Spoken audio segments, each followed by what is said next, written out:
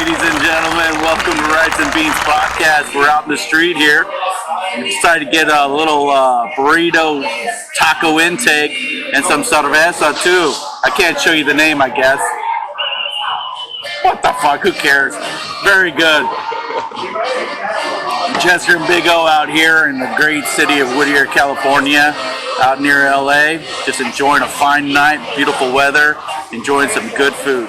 Alright guys, so like Big-O said, we're out and about, we're getting something to eat. And this one's, since we're out and about and eating, I think this one should probably be about food. I did some cooking, you know, back in the day. I started off like young, and so it was cool because not a lot of my friends cooked. And so when I started dating, that shit really came in handy because, like, again, a lot of my friends didn't cook, but I did. And so I remember that I was dating this one chick, and she was really fucking hot, and I was really trying to show off. And she goes, "So what do you cook?" And I'm like, "Oh, cook anything. Like, what do you like?" And she's like, "Oh, I like Italian food." I was like, "Fuck, me too. Pizza's like one of my favorite fucking things ever."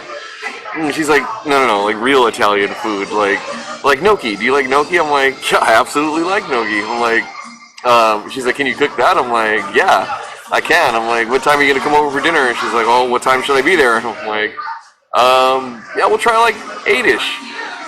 So I get home from work. I'm already running late.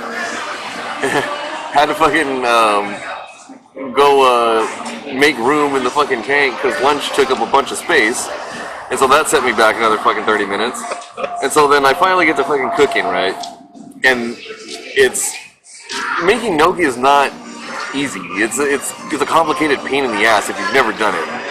It was the first and only time I'm ever gonna make it.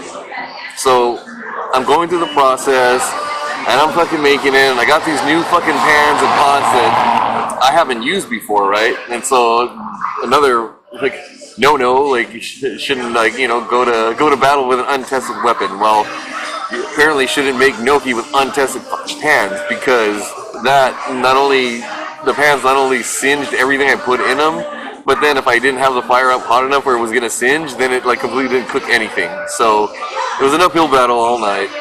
So I'm making it, end up burning my hand, and the sauce at the same time.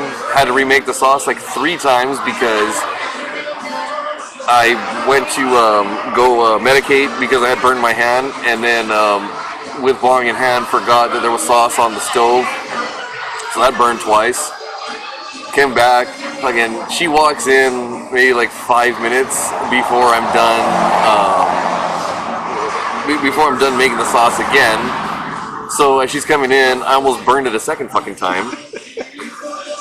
So she finally gets there, and we have dinner, and she goes to eat, and I'm like, all right, moment of truth, looking like I've made this before hundreds of times.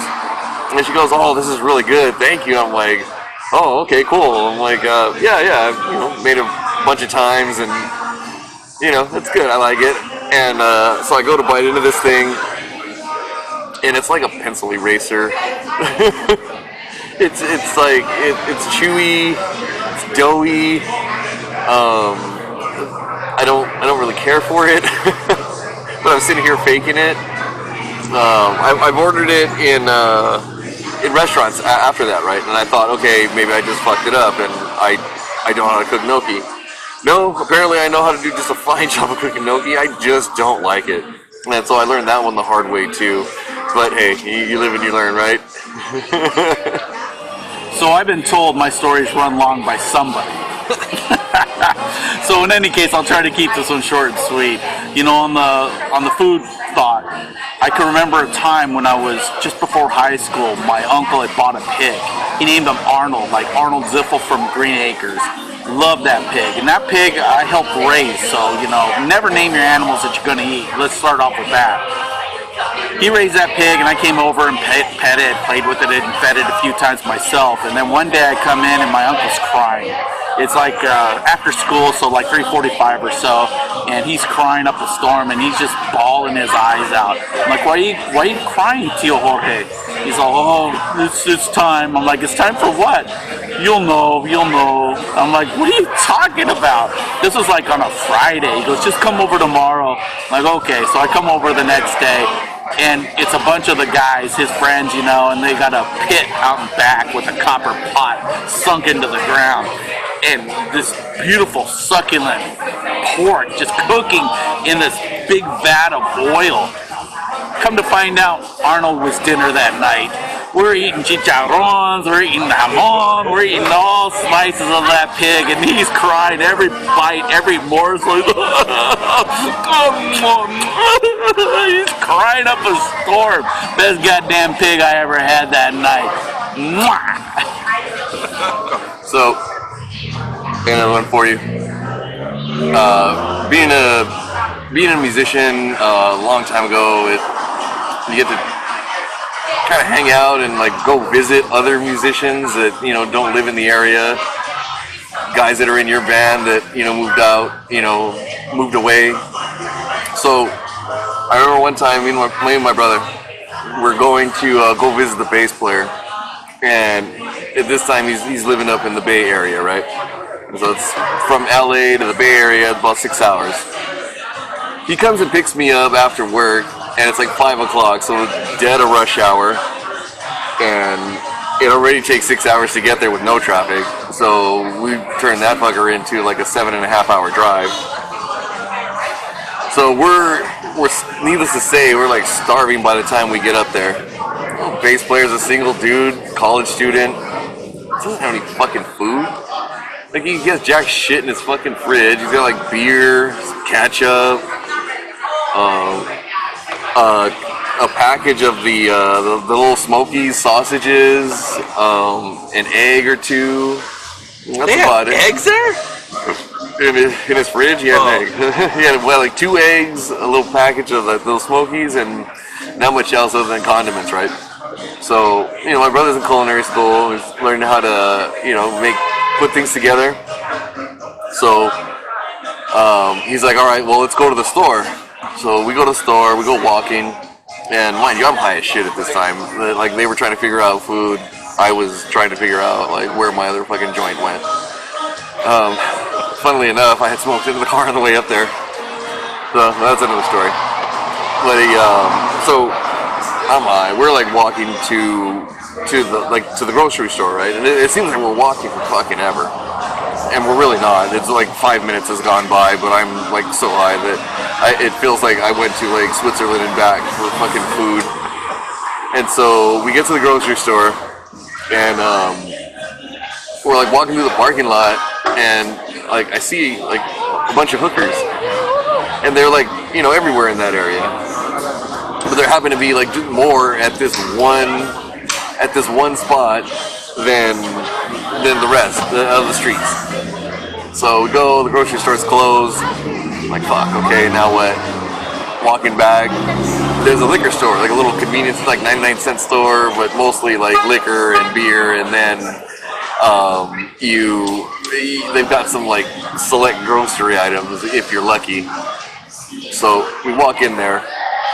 My brother starts picking some shit off the shelf, and I'm like kind of just looking around, scoping it out, and there's hookers doing their grocery shopping, their late night grocery shopping at this fucking liquor store, convenience store, getting like milk and eggs and other things whores need. So, you know, and it's so he grabs a bunch of bullshit off of this fucking shelf, right? And it's just random stupid shit. And I'm like, I thought we were gonna make food. He's like, I got you, just relax. So we head back, and again, feels like I should have left a breadcrumb trail because we've been walking for fucking 10,000 hours, but it hasn't. It's only been 10 minutes. I was just really, really high. So back to the apartment. I got back to smoking. My brother gets to cooking. About like 20 minutes later, we have liquor store jambalaya. I'm not gonna lie, it was pretty fucking good. You cut up the little smokies, he put them in there. I guess the boxes that he was getting, he was grabbing boxes of rice-a-roni, so instant stuff. So because bass player again didn't really have too many pots or pans to cook with, so he threw us together in about 30 minutes, 40 minutes. So other than the like the trip down Hooker Alley to get to the fucking grocery store that was closed, that was like I think the majority of the time, because right when he got back, we threw that thing together pretty quick. And yeah, we're fucking, the munchies had kicked in again, so like, the timing couldn't have been better. But yeah, so if you're ever in college or really hungry and don't have a fucking grocery store open, look for some rice-a-roni, some little smokies, an egg, and some frozen vegetables or vegetables in a can, and just strain them and throw them all together and make you some jambalaya. Short. Yeah, so I kept the first one short. This one's going to be a little bit more extended version. So I worked for the cable company out here in California. I was a California boy before I was an Arizona boy. And when I first started, I actually knew how to install cable and do all the whole thing. But I had to dovetail with somebody and learn the whole sequence of events of what you have to do. So we go out, and as everybody knows, you have a lot of people that are on, Medicare and Social Security and all this other stuff that are getting payment from the state and whatnot. And a lot of people allow their bill to lapse and have their cable turn off. And then when they get their money at the beginning of the month, they go ahead and purchase their cable again. Well, we were going for a disconnect. And, that's kind of disheartening, especially when you grow up like I did, in poverty, and, when lights turn off and water turns off, and your heart stops and you don't know how to pay the bill. So we go to this house, so actually a trailer home, and this old Mexican woman was living there. And I just kept apologizing. I don't know what I could do. It was in my head to apologize. I felt bad for her, and she tapped me on the shoulder and she told me everything was okay. It's just everything she does during the month. So it was nothing out of the normal for her, which reassured me. So then I go ahead and disconnect her cable. I can't accept that. And then... Thank you. 3, 2, 1. So then, I have to disconnect her cable, and so we go ahead and do this off the pole. And after we're done with that, she calls us over, and I thought, in my head, I'm thinking she's gonna yell at us. But she already reassured me, so I get out of that guilt trip, and she opens up her trailer door, calls us over, and she has 2 7-Ups, ice cold 7-Ups, like, all right, cool. And then she gives us 2 tamales, and she asked me, do you like tamales? The guy I was with, she knew, so she always gave him tamales. I'm like, I love tamales. She goes, we're gonna love these. She goes, I put some mole in there.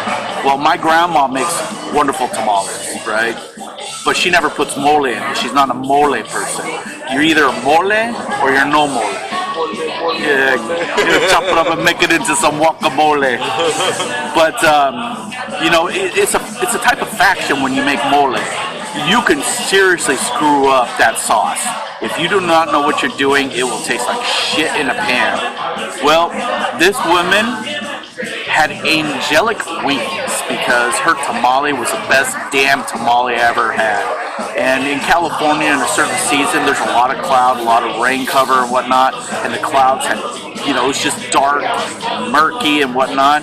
And I'm eating this tamale, and all of a sudden I get an olive, the mole, and the meat, and the tamale paste, and it was just like, the clouds parted, the sun shone on my face as I held the tamale, and I heard angels go, "Oh!" As I'm eating this thing. I could not get enough of it. I'm eating this tamale over and over again until I get to the husk, and I'm licking the husk, drinking the 7-Up.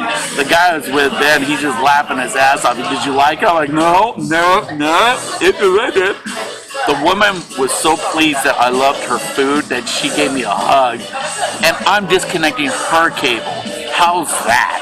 I felt like shit, but I was full, and that tamale was awesome. You couldn't get around it. God rest my soul. If I had another tamale that was good like that, I'd be in heaven. There it is. Alright, so I got another story that involves food. I didn't cook it this time, and I guess somebody else cooked it for me the other time too, so I can't really take credit for that. All I did was walk on a field trip to go see Hooker's grocery shopping, and Anyways, this is a much cooler story. So I'm working for this big company, and we have these really big clients. They spend lots of money, so when they have things like contract renewals, take them out to these fancy dinners to celebrate. So we went to this place called the Chart House. Now, the Chart House is a franchise, very expensive, like surf and turf restaurant. And so, we're in California, we're taking to one right on the beach. Literally, like, we're sitting here, there's a wall, and then, like, right behind, like, where these cars would be at, that's where, like, the sand was, water coming up. Nice place. Kind of place you go if you want to get laid. So we're in there in a big group, bunch of executives, bunch of people with money. So get there, we start drinking. I start drinking, whatever. And so people are starting to show up. Everybody meets in the bar, and so we all have a couple of rounds of drinks, right? And then we go sit down, and 8 people, 9 people, and again, everybody gets drinks, right? And the drinks aren't cheap, mind you. So we're already racking up a couple $100 or a few $100 in just drinks alone. Then time to order the appetizers. Tell me these motherfuckers didn't get one of every fucking appetizer this place had. Comes out, big old spread, takes 2 waiters to bring this fucking thing out, put it down, and I'm not gonna lie, it was really good. I felt no shame in eating any of it. I'm like, I wasn't paying for it. Plus, I put in a lot of hours, so I figured I deserved that. So we eat that, right? And then they bring out like the the entree menus. Like expensive steaks and lobsters and like expensive shrimp going all, like fish going all over. And then after that, I'm like, there's no way I can possibly eat anymore. And so then it's time for dessert, right? And so I'm like, they go, all right, dessert time. We bring out the menus. I'm like, oh, there's no way I can eat. One of the executives looks at me. He's all. So I'm like, all right, cool. See what it's up. Well, dessert consisted of the expensive cigars and brandy menus, which was also really kind of cool because that's the first time I had seen that and got to do that for free. So they bring out these fucking expensive ass cognacs, and I'm like, I'll take a Remy. And I thought, well, it was the Remy XO, and somewhere in the neighborhood of like $35 a glass. And so I'm getting to enjoy that, and that kicks ass. I love that. And so we finish, right? And then I got bored. People were like standing around talking and bullshitting, and I'm like, I was trying to go. And since nobody was moving and the bar was still open, I'm like, all right, fuck these people. I'm going to get a drink. So I go and I get a Moscow Mule. And then somebody sees me, they're like, oh, fuck, what are you drinking? I'm like, it's called a Moscow Mule. They're like, what is it? I'm like, you never had a Moscow Mule? They're like, no. I'm like, oh, here, try it. So he tries it, he's like, holy shit, I need one of these. So he fucking orders one. One more person comes over, they're like, what are you guys drinking? Moscow Mule. Let me get in on that. Fucking bartender, another one, right? Fucking orders another Moscow Mule. And then, before I knew it, all 9 people were in the fucking bar ordering fucking Moscow Mules. Then it would just do one. That would make way too much sense, right? No, 5 rounds of Moscow Mules on the way out the door after everybody just had steaks and lobsters and 3 rounds of drinks before and every appetizer on the menu during, right? So that bill, easily $4 or $5 grand. So we breeze out of there. It does. And the next day, or my boss getting yelled at a lot, the CFO called him into his office, and all I heard was, "Are you fucking kidding me?" was what I heard right as the door was closing. And my boss comes out, he's all, I was all, what happened? He goes, that dinner last night. I'm like, oh, what'd you say? Well, I invited you to come with us.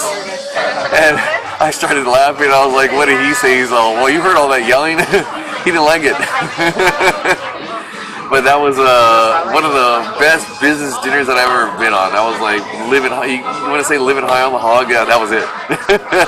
So it was a great treat.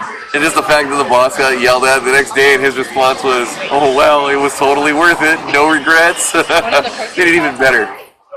So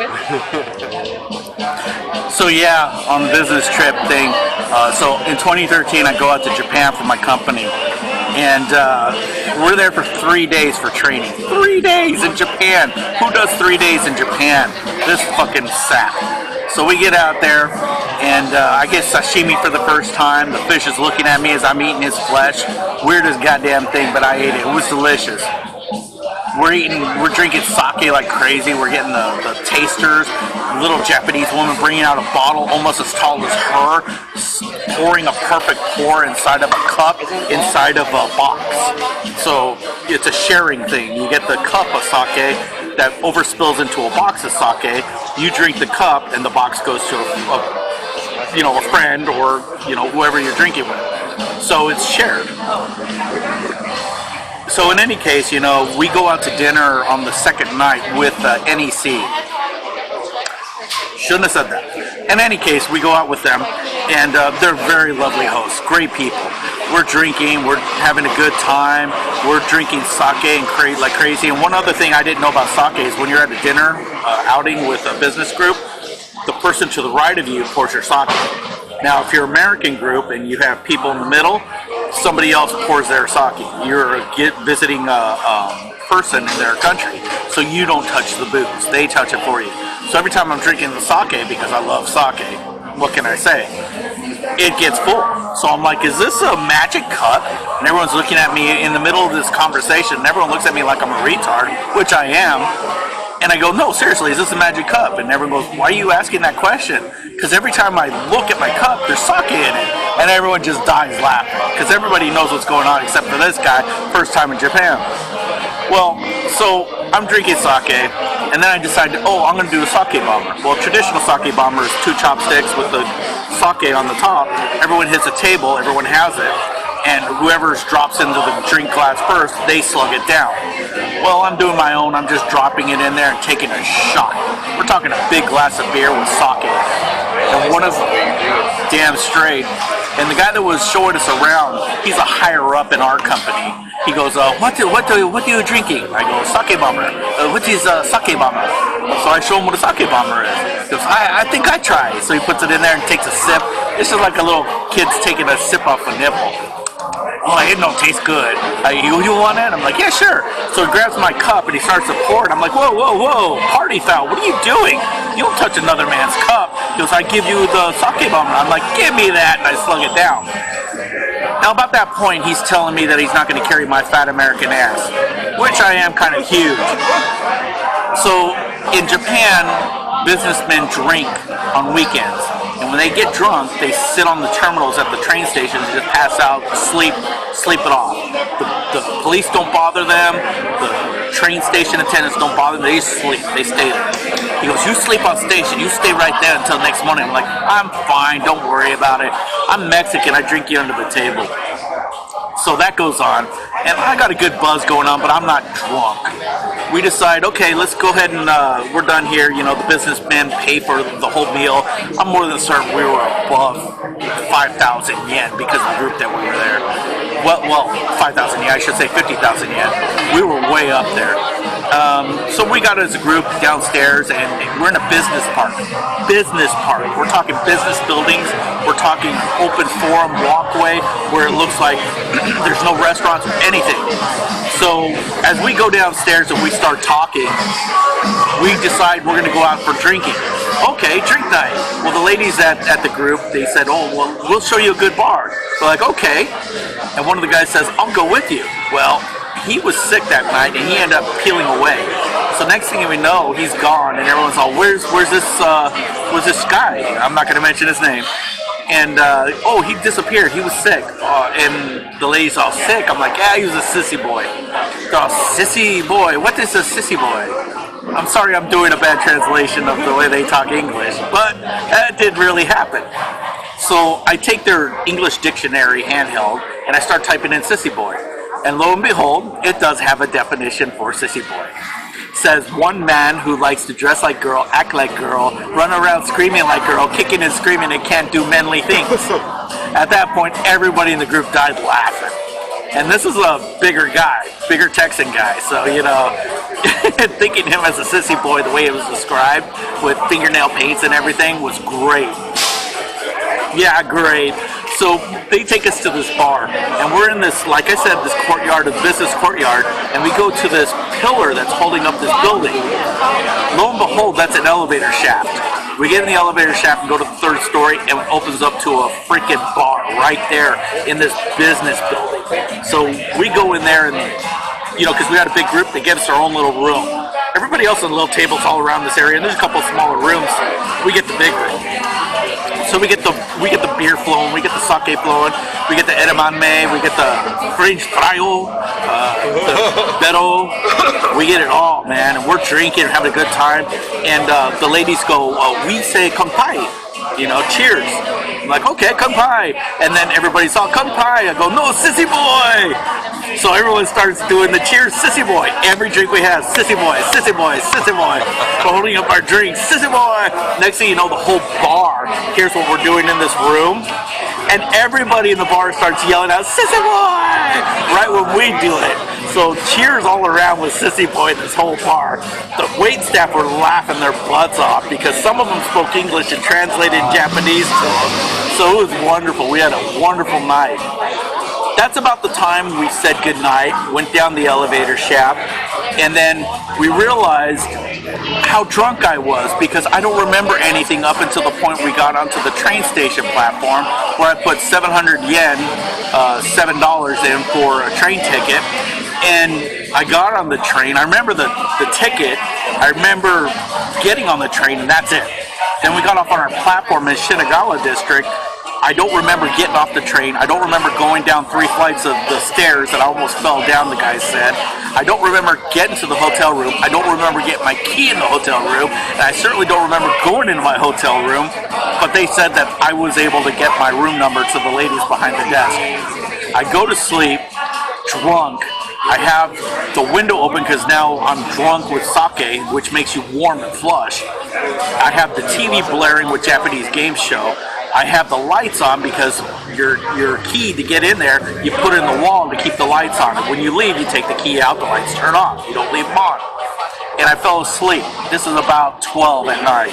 I wake up at 3 in the morning going, why the fuck is it so cold in here? Why is the TV so loud and why are the lights on? So I realized I had to take a piss. Well, if you go to the motel rooms there, everything's enclosed in the bathroom. So it's all wall-to-wall plastics that have a drain in the middle. So I didn't even bother to go to the bathroom because I had to go so bad. I just walked to the door where the door sill was and just peed all into the fucking bathroom. I was just all over the walls, everything else, man. When I was done, I fell back asleep.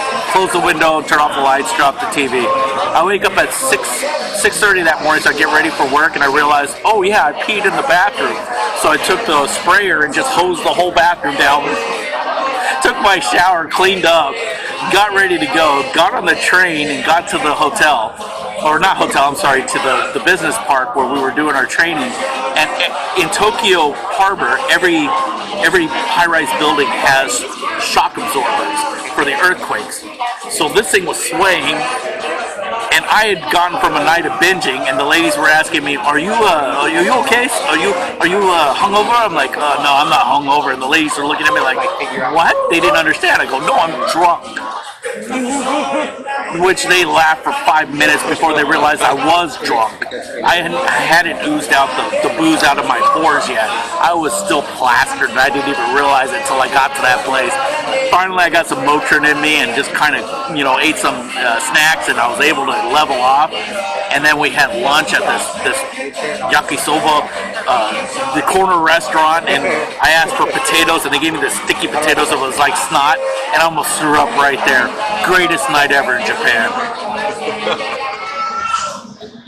Alright guys, well we are done with dinner, so we are going to get up on out of here. We hope you enjoyed this one. We enjoyed it. These tacos were amazing. We're at Tacos Desvelados in Whittier. If you're in the area, you might want to stop by and check this place out. Tacos and the burrito and pretty much everything we had here. It's fucking on point. Anyways, we are going to get up on out of here and get some more of this season. And we'll catch you next time. Till then, take a toke. Watch all your worries go up in smoke.